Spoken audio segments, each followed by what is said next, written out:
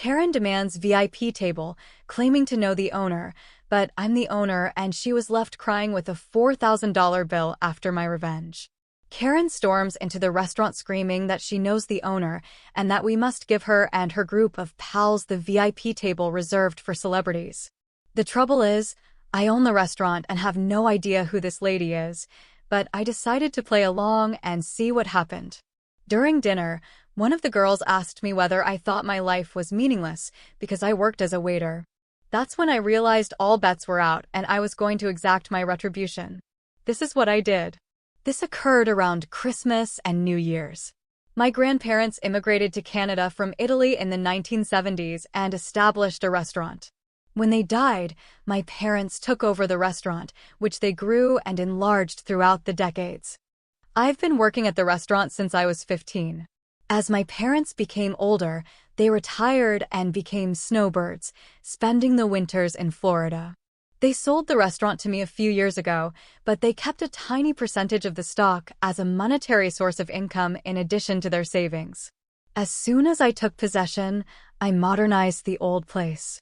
I rebuilt the restaurant, altered the logo, and contacted local and national newspapers to place advertisements.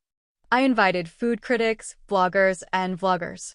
It was slow at first, and I began to fear that the loan I took out to undertake all of this was the worst mistake I'd ever made, that I had ruined 3 generations of a family company. But soon it began to work. A local semi-YouTuber included us in one of his videos, which prompted more people to visit and review us. Even on a Monday, we were quickly seeing 5 to 10 times the regular volume of activity. We became a destination for large events, and it was not uncommon for a celebrity to stop up on certain evenings. I even invited certain high-profile clients to visit and cook for our guests. This cost a fortune, so we were completely filled for the holidays. People had to make reservations in July to get a table in December. It took years to get to this point. When things become busy, I don't simply sit in the back office. I'm on the floor doing whatever needs to be done, whether it's greeting customers, bussing tables, or mopping the floors. On nights with high-profile guests or events, I wear a jacket and take charge. One night, 6 women walked in. 5 of them appeared to be in their early 20s, with the leader looking to be in her mid-20s. My best assumption was that she was an elder sister of one of the females or an older sorority sister to incoming college students. I was greeting them at the entrance, and as they approached, Queen Bee Karen was telling the baby Karens how fantastic this restaurant is, how delicious the cuisine is, and how there might even be celebrities there. When she approached me, she explained that she required a table for 6. I responded, "Of course, can I get the name on the reservation?" She stared at me. She responded, "Oh, I didn't make one, but it's okay. The owner is a personal friend of mine. He said he always keeps 1 or 2 tables open for special guests, and we can have one of those tonight." This is true for many high-profile restaurants, and I've been doing it recently as well, but I had no idea who this woman was, and she had never discussed any of this with me. I understood she was attempting to get in without a reservation, but she had chosen the worst person to try this with. I told her I am sorry, but we cannot seat anyone without a reservation. As you can see, we do not have any seats available. I didn't want to go all out and say, "I'm the owner and we have never spoken before, so I never promised you anything," but I didn't want to embarrass her in front of the other girls she was with at the time. She then instructed one of the other girls to take a picture of me. She announced that she would speak with the owner and ensure that I was either scrubbing toilets or fired by the end of the week. The other girls behind her joined in, saying things like, "Yeah, kiss your minimum wage job goodbye." I wasn't sure if they were in on it with her or if they truly believed she knew the owner. Queen Bee Karen then said, "Look, you can either give us a table, or I can make your life very difficult. This is not worth losing your job." She kept pointing, trying to belittle me, and then saying things like, "Obviously, you aren't anyone here, because if you were, you would know who I am and never try to tell me anything other than yes or of course." She was constantly attempting to put me down and take that table. At this time, it had been a hard day for me, and from my perspective, I had 3 options. Number 1, I could inform her that I am the owner and call her out on all of this. Number 2, I could simply hand her the table and let things go, or third, I could teach Queen Bee Karen and her minions a lesson. I selected option 3. I smiled at her and said, "Of course, ma'am, please follow me." I handed her one of the 3 tables we leave free in case a celebrity walks in, which occurs occasionally. I told her, "I apologize for everything, and you're right, it would be simpler just to give you the table." I also assured her that the first 3 rounds of drinks would be free. I seated them down and personally served them. As they sat, I told them, "We need one of your credit cards and IDs just to keep on file, and we'll return them to you before you leave." Queen Karen handed me her card and informed the baby Karen minions, "Tonight is on me." I took their orders, gave them their free beverages, and informed them that due to how busy we were tonight, the meal may be delayed. The females only worried about the free drinks. They ordered 3 rounds and still hadn't received any food. They eventually called and asked me to check on it, all while giving me the worst attitude since they arrived. I told them I will look into it, but also asked if they wanted additional drinks. They ordered 2 more rounds. They were soused by the time the appetizers arrived, having done nothing but drink on an empty stomach for the majority of the night and just eating salads. As more food arrived, more beverages were ordered. What these girls didn't realize was that they were at our VIP table, which normally costs a few thousand to sit at, but I didn't charge them for it, except for the first 3 rounds. I charged them for all of the extremely costly cocktails they had throughout the evening. Furthermore, the table they were sitting at, as previously stated, was VIP, thus the menus were different. Prices are not displayed on these menus. This is a restaurant industry trade secret. They also offered higher-end menu items, such as white truffle, black caviar meals, and specially imported West Coast oysters, among others. At one point during the night, I honestly began to question what I was doing. I worried I was going too far with these poor girls.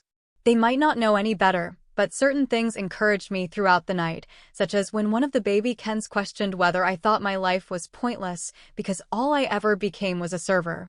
Also, one of the staff told me that they were planning how to mess with me, believing that they could do so whenever they wanted and that I would always give them a table. I overheard them say, "He's cute, but I wouldn't date a waiter like that. He is such a pushover." There were other comments like that throughout the night, so I continued with their life lesson. By the end of the night, each female had built up a bill ranging from $500 to $600. I handed Queen Karen the bill for $4,232.23, which included tax and tip. I've never seen somebody sober up this soon. She went from smiling and giggling with her buddies to almost in tears. She immediately summoned me over and asked whether this was a joke. I took the bill, looked it over, and apologized. "I'll get you the correct bill amount." Again, she seemed completely relieved, assuming she had received someone else's bill, and called me a effing idiot before continuing to talk to her pals. When I returned to give her the right bill, she flipped out again. It was only a question. "Is there something wrong on this bill that you didn't order?" She and the girls were stunned and went over every single line of the bill, including the initial several lines that listed their original 3 rounds as complimentary. They then got out their phones and went over everything 100 times, adding it all up. Queen Bee, visibly startled, just remarked, "1 second, I need to use the restroom." Part of me feared she'd dine and dash and leave the baby Karens with the tab, but I discreetly reminded her that we had her ID and credit card without making it too obvious. I was concerned that she would run out of money. 10 minutes later, she returns with new makeup, clearly crying, and tells me all about how poor the food was, how dreadful the drinks were, and so on, demanding that I at the very least cut the cost in half. She went on to say that the baby Karens would help, despite the fact that she had previously informed them that the night would be hers. Then, as if a light bulb went off in her head, she brought up her alleged relationship with the owner again, as if it would give me extra motivation to lower the amount in half. I smiled as I told her, "No, simply no. I can't change the bill." She takes out her phone and shows me a series of text messages from someone named after my restaurant followed by the word owner. I instantly grasped what she had been doing in the bathroom, most likely changing one of the other Karen minions' contact names and erasing prior text to establish this new script. I reviewed the messages and clicked on the contact information before telling her that's not the owner's cell phone number. Her response was, "He has multiple phones for business. Of course, you do not know all of his numbers." I replied, "How about this? If we call him and he says it's okay to take 50% off the bill, then I'll do it." Her response was to begin ranting and screaming, which drew the attention of the few remaining patrons, and I knew it was time to finish this. I told her in a less conciliatory tone, "Cut the crap, little girl. You do not know the owner. You've never been here before, and if you continue ranting, I'll call the cops." Her tone changed as she attempted to defend herself as best she could. My response to her lame retort was, "My grandfather established this restaurant. My family has been running this establishment for centuries. I've worked here for nearly my entire life. I am the sole owner of this restaurant, and I have never seen you, heard of you, or made any promises to a stranger I have never seen before tonight." The little Karens were frozen and had no idea how to react. Queen Bee was in tears. I added, "Now, I provided you the table you wanted, one of these particularly reserved tables for high-end clientele, which I did not charge you for, as well as 3 rounds of free drinks. If you do not pay your account, I will call the cops and give them your identification." Karen signed the bill in tears, and the tiny Karens reached into their wallets to hand her whatever cash they had, which was probably a couple hundred, with the promise to repay her more.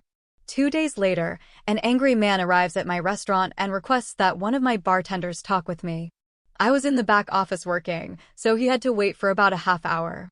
She was with him too, but she kept her head down. I took them both to my office and showed him highlights from the security cameras, which had particularly high-quality audio because they were in the VIP area. We needed to keep good records in that region due to previous unconnected accidents. I showed him the majority of it, their remarks, orders, everything. When all was said and done, he rushed out with her, yelling at her the entire way. I have not seen or heard from any of them since, but the initial bill I gave them, which did not include the $120 oysters, is framed on my desk.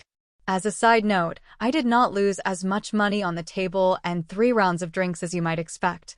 The table was intended to be empty anyway, so I didn't lose anything because I hadn't expected to gain anything in the first place. The cost of the meal and other drinks more than compensated for the loss in the first 3 rounds. So now that you know everything, am I the jerk? Probably the most astonishing thing about the Karens in the situation, aside from the money, trying to muscle their way into securing a seat and avoiding paying the bill, was their perspective on the world. That solitary statement concerning the OP's original posters inadequate as a waiter definitely stood out. It seems that OP was going to loosen up on his entire vengeance plan, but then one of the baby Karens asked him if he felt his life was meaningless because all he had become was a waitress. That has to be one of the most insanely entitled viewpoints we've ever seen on this channel. It may not be as exciting or insane as some of the other stories, but the fact that she actually sees the world in this way is simply sick. There's absolutely nothing wrong with having a job, regardless of the income. This occurs frequently with jobs such as janitors, and I despise it when individuals believe they are superior just because they do not work in those positions. There is nothing wrong with becoming a janitor. I don't understand that mindset, but in this situation, she not only feels that way, but she also wants to mock him for doing a difficult job such as being a waiter, or at least that's what she believes he's doing. One more thing, I'm happy this story ended on a somewhat gratifying note with the father attempting to reverse the situation, but becoming more enraged with his daughter than the restaurant owner. The only thing that scared me out was that the restaurant was recording audio of the folks sitting at that table.